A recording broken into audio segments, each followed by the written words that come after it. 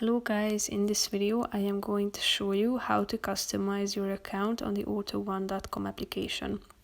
But first I just want to mention, don't forget to subscribe to my channel because at 10,000 subscribers I am going to show you my whole YouTube revenue statistics and growth strategy, how to make money online. So let's jump into it. First of all, open the application on your phone. After that you should tap on this three dots icon down below, click on my account. Here you should tap on basic info at the top.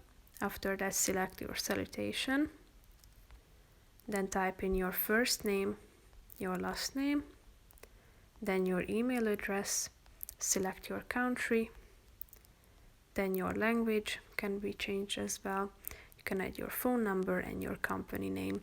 After these basic information, click on the save button in the upper right corner of the screen. That's pretty much it for this video, guys. See you in the next one. Bye bye.